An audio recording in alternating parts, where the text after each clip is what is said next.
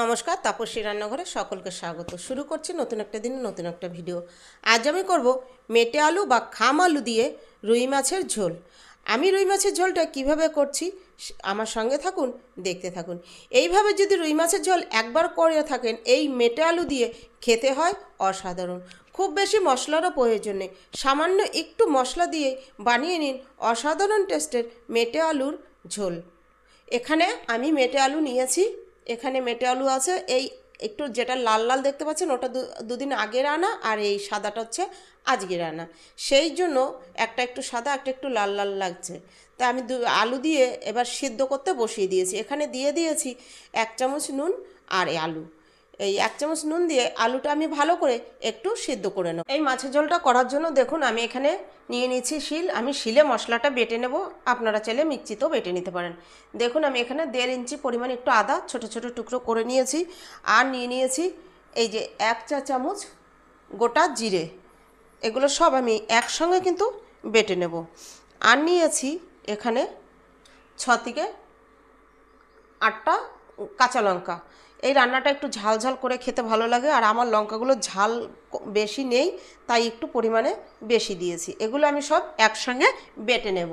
তাহলে চলুন মশলাটা আমি বেটে নিই। এই 3টে জিনিসই আমি একসঙ্গে কিন্তু বেটে নিচ্ছি, তাহলে আমার সময়টাও কম লাগবে। একসঙ্গেই 3টে আমার বাটা হয়ে যাবে।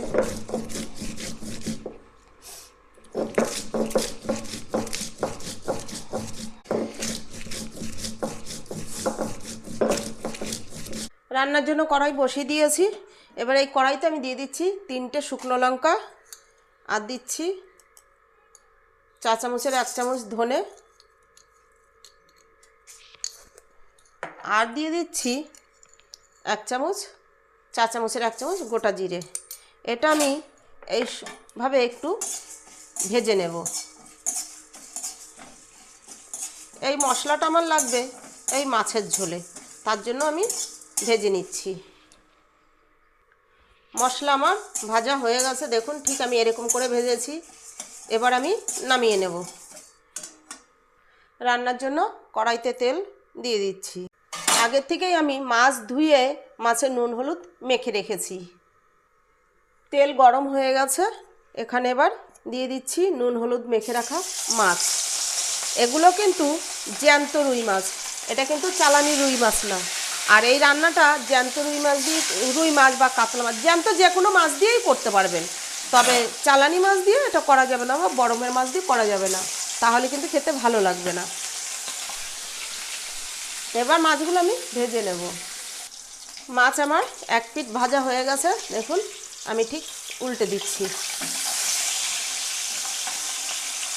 ঠিক একইভাবে এরকম করেই আমি লাল লাল করে ভেজে নেব। মাছ ভাজা হয়ে গেছে, আমি এরকম করে তেলটা ঝরিয়ে তুলে নিচ্ছি। দেখুন ঠিক এরকম লাল করে আমি মাছ ভেজেছি। এই মাছ ভাজা তেলের মধ্যে আমি দিয়ে দেবো 2টো তেজপাতা, এরকম করে ছিঁড়ে নিয়ে দিয়ে দিচ্ছি ফোড়নের জন্য। আর দিচ্ছি 1/2 চা চামচ গোটা জিরে। ফোড়নটা হয়ে আসা পর্যন্ত আমি একটু নেড়ে নিচ্ছি। ফোড়ন আমার হয়ে এসে, এবার দিয়ে দিচ্ছি সেদ্ধ করে রাখা আলু। আলু দিয়ে এবার আমি একটু নেড়ে দিচ্ছি প্রথমে। এবার এখানে আমি দিয়ে দিচ্ছি পরিমাণ মতো নুন। আলু সেদ্ধর সময় কিন্তু আমি নুন দিয়েছি, সেই হিসেব করে আমাকে নুনটা দিতে হবে। এবার এই নুন দিয়ে আলুটা আমি একটু ভেজে নেব। আলু আমি 2 মিনিট ভেজে নিয়েছি। এবার দিয়ে দেব এই যে বেটে রাখা মশলা, আদা জিরে আর কাঁচা লঙ্কা। এই মশলা দিয়ে আমি এবার ভালো করে কষে নেব, এই মশলার কাঁচা গন্ধ চলে যাওয়া পর্যন্ত। এবার আমি দিয়ে দিচ্ছি পরিমাণ মতো হলুদ। এই রান্নায় কিন্তু আমি কোনো শুকনো লঙ্কা ব্যবহার করছি না, ওই যে ভাজা মশলাটার সঙ্গে যে 3টে শুকনো লঙ্কা ভেজে নিয়েছি ওটাই দেব। এই মেটে আলু বা কচু এইসব রান্না না লাল লঙ্কা বা শুকনো লঙ্কা দিলে, গুঁড়ো দিলে খুব একটা ভালো লাগে না। কালারটা ভালো হয় কিন্তু খেতে ভালো লাগে না। এই রান্নাগুলো কাঁচা লঙ্কাতেই বেশি ভালো লাগে খেতে। এবার আমি ভালো করে একটু আরও 2 মিনিটের মতো কষে নেব। মশলা দিয়ে আমি ভালো করে দেখুন 3 থেকে 4 মিনিট কষে নিয়েছি। এক ফোঁটা জল নেই, আর কি সুন্দর কষা হয়েছে। মশলাগুলো আলুর গায়ে কি সুন্দরভাবে লেগে গিয়েছে। এবার দিয়ে দিচ্ছি আমি জল। আমি আমার যতটা পরিমাণ আলু আছে আলুর পরিমাণ হিসাবে দেখুন আমি ঝোল দিয়ে দিয়েছি। এবার ঝোল ভালো করে ফুটতে দেব। ঝোলটা যতক্ষণ ফুটবে ততক্ষণ আমি এই মশলাটা বেটে নেব। ঝোল দিয়ে আমি 3 মিনিট ফুটিয়ে নিয়েছি। এবার দিয়ে দিচ্ছি আমি ভেজে রাখা মাছ। এবার মাছ দিয়ে আমি একটু নেড়ে দিচ্ছি। দেখুন মাছগুলো সব একসঙ্গে জয়েন্ট হয়েছিল, ঝোলের মধ্যে দেওয়াতেই কিন্তু ছেড়ে গিয়েছে। আমার এই ভিডিওটা যদি ভালো লাগে লাইক কমেন্ট সাবস্ক্রাইব করবেন। সাবস্ক্রাইব করে পাশে থাকা বেল আইকনটি প্রেস করে নোটিফিকেশনটি অন রাখবেন। যখনই আমি এরকম নিত্য নতুন ভিডিও আপলোড করব পৌঁছে যাবে সবার আগে আপনাদের কাছে। আর ভালো লাগলে বন্ধুদের সঙ্গে বেশি বেশি শেয়ার করুন। আর এইভাবে একবার এই মাটির আলু বা খাম আলু রান্না করে খেয়ে দেখবেন, খেতে লাগে অসাধারণ। গরম গরম ভাতের সঙ্গে দারুণ লাগে।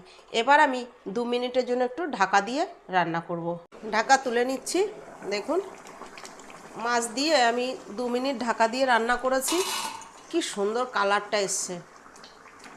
আর দেখুন আলুগুলো একদম গলে গিয়েছে।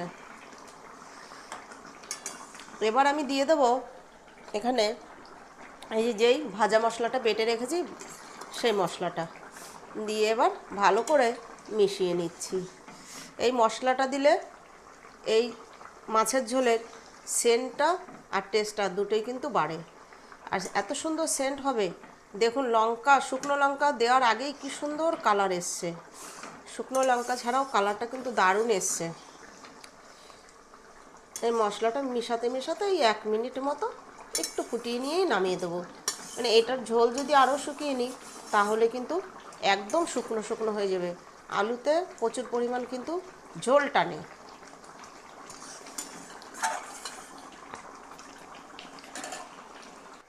দেখুন ভাজা মশলাটা দিয়ে আমি আরও 1 মিনিট ফুটিয়ে নিয়েছি। তাহলে আমার এই রেসিপিটা আপনাদের কীরকম লাগলো অবশ্যই কমেন্ট করে কিন্তু জানাবেন। তাহলে আজ ভিডিওটা এখানেই শেষ করছি। ফিরে আসবো নতুন একটা দিনে নতুন একটা ভিডিও নিয়ে।